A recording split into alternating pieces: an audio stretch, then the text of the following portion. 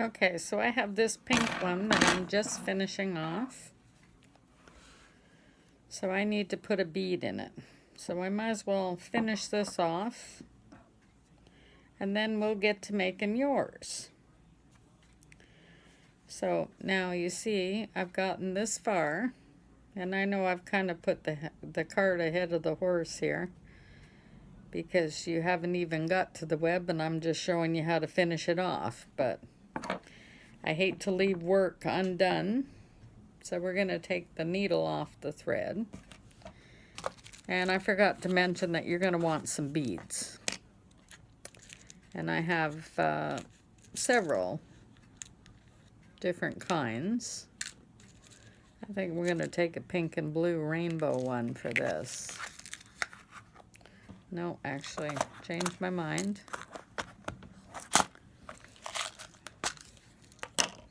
We're going to take a pink gem. Yeah.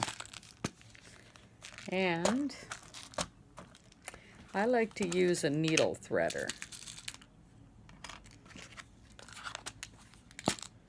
Makes things so simple. So we're going to take the needle threader. Hopefully you can see this here.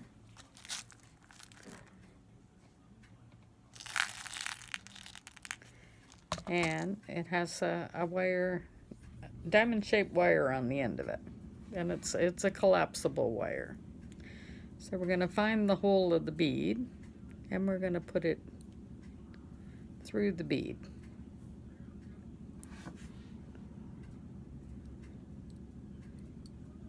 Sure we are. Okay, there we go. So we are going into the bead. So there we are. We have the bead on the threader.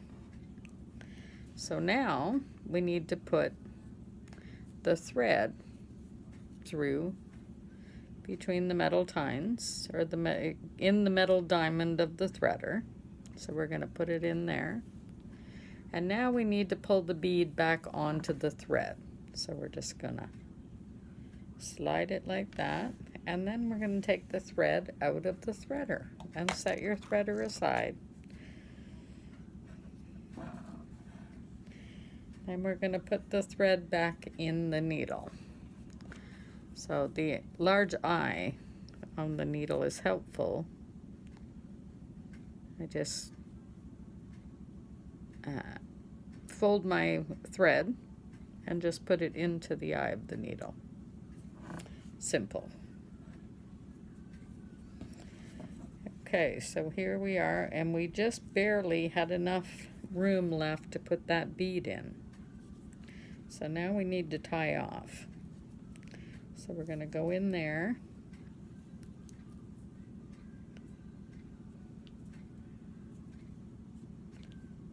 And come back up here.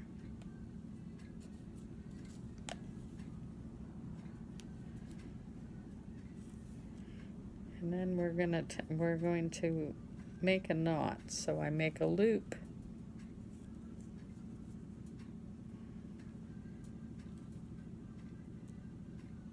And go in through there. And make sure that your knot lays down against your web so that your needle is going to come through and make that knot. I know it's hard to explain, but hopefully you can see what I'm doing.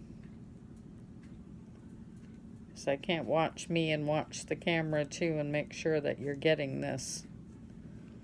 So, but it's a good idea that I'm finishing this off, and then by the time we get to the one that we're going to work on, which I think is going to be a brown one, then you will already have an idea how finishing the web works. And this is usually the hardest part, because what happens is if you don't tie it off right, you're going to end up with the center coming undone.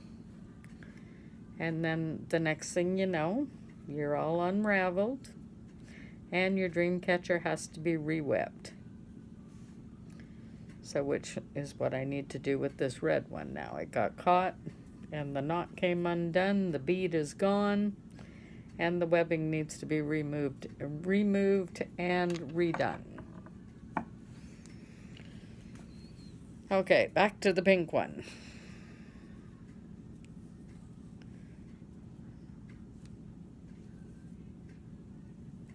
Okay, and in through there to make our knot.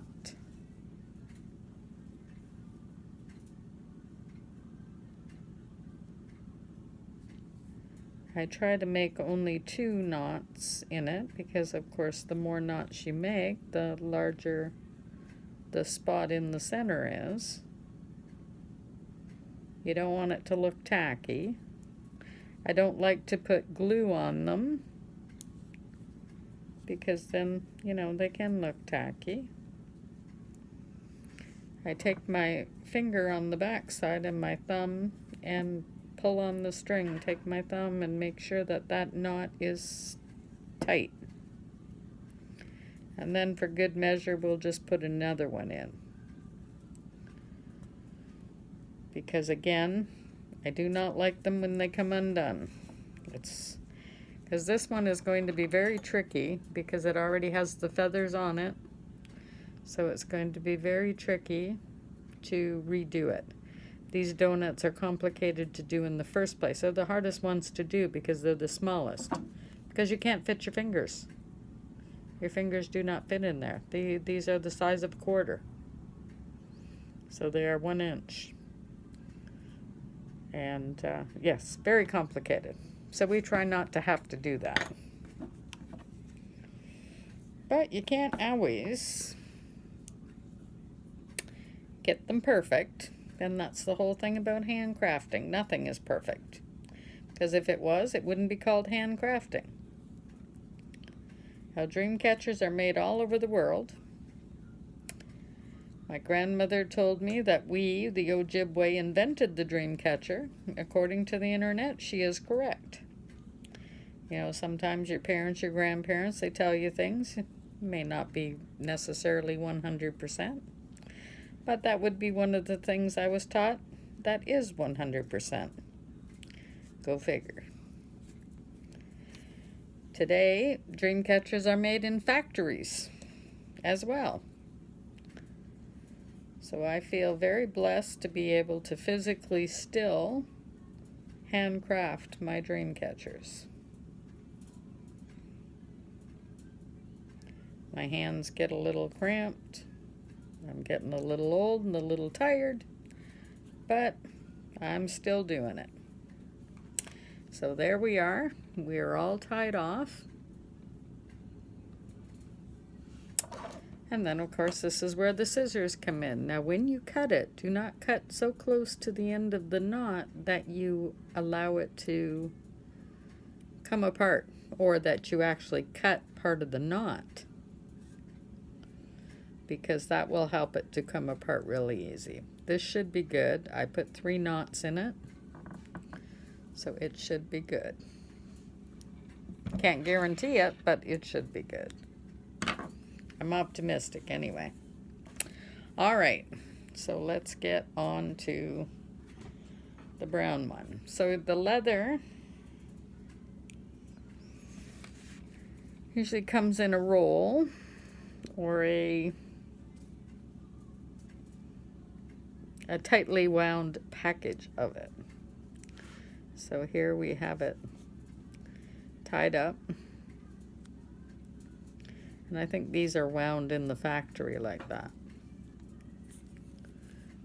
So then we just get the knot undone, get it untangled, try to straighten it out because it'll be easier for wrapping if it's not all in a curl. I apologize. I know I'm going to get out of the frame here a lot with the some of the pieces. And so, of course, when you untangle your leather, I've put it in 5 pieces. So a long one for the ring, 4 short ones for your tie, and your feathers, your tangles. So, and this is where our glue gun comes in. I'll try to straighten it out a little. So we're going to put a touch of glue from the glue gun, and I like to start it at the weld of the ring. So there, right there is the weld.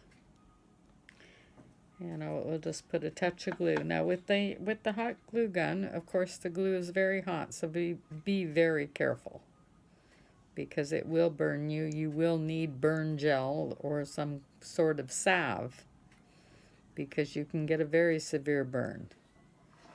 Normally there are rubber, they're actually silicone fingertip covers that you can get for the glue gun. I don't know, for the life of me, I cannot make my fingers work when I put those things on. It's like putting on acrylic fingernails. I put on false nails, my fingers don't work no more. I don't know whether it's, maybe it's just psychological, but they don't work. I grow my nails too long, they don't work. They're too short, they don't work. So just a touch of glue on the ring, and you're going to start wrapping it. Now you want to be right beside each wrap. You don't want to overlap it. You just want to be right beside it. So you want to come around, and you have to make sure that you straighten your leather, because now it is all kinked up from being rolled up. And we're going to hold this finger right here on the wrapping. Hold that finger right there. Hold it right beside